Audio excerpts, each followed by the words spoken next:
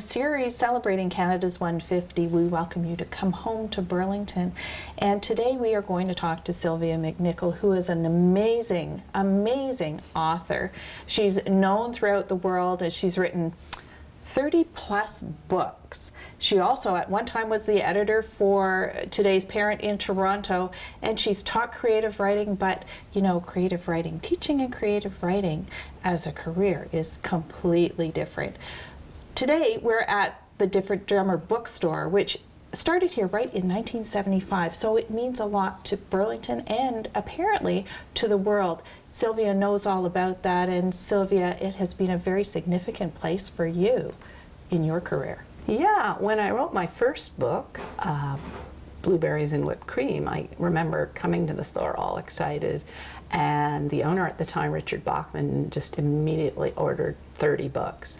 And the Different Drummer Books continues to be super supportive of local writers, hosting launches for people on Sunday, and yeah, across Canada, all my writing friends and me, this bookstore.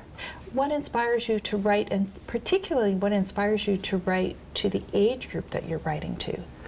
Well, that's I guess you're stuck inside at a certain age, and I'm probably 14 years old inside.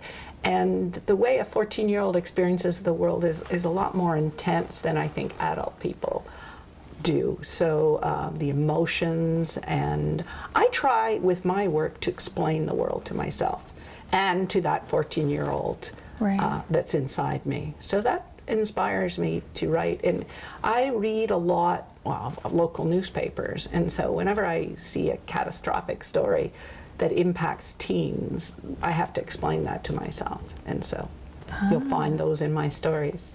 You have a very unique way of creating your stories, and I know that they're all locally based, and one of the ones that I know is coming out, we've talked about it a little bit, it's about a young girl who actually is in an 82-year-old's body?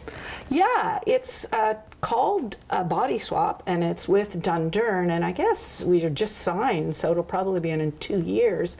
But it was also based on a very sad story. A lady backed up over a young person in Burlington Mall.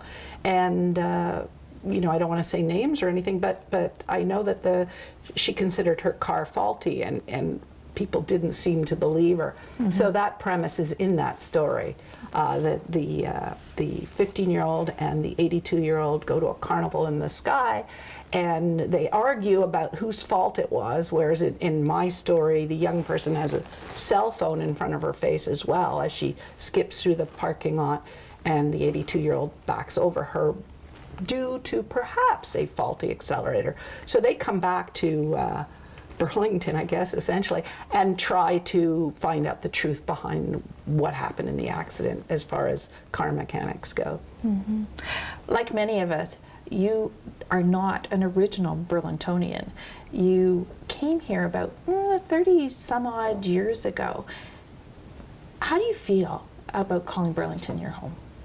Yeah, home is where your family is, and I'm one of these lucky people. I have 3 adult children, and they live in Burlington, and I have 8 grandchildren. Wow. And I'm very lucky. Once a week we usually try to get together for a meal. And even if we don't get together for a meal, I might go to the library and bump into one of my kids or some of my grandchildren, or go to Bronte Creek with them. So home is Burlington, no matter where, and I do roam. Yes, you do. Well, you travel around the world, really, for your books. Mostly across Canada, yeah. Yeah. Thank you so much, Sylvia, for spending this time with us. It's been such a joy to me to be able to talk to you and hear a little bit about that creative mind. The one thing I know you and I share in common is the whole idea that it's so important to come home to Burlington. For sure, come home to Burlington. Thank you, Deb.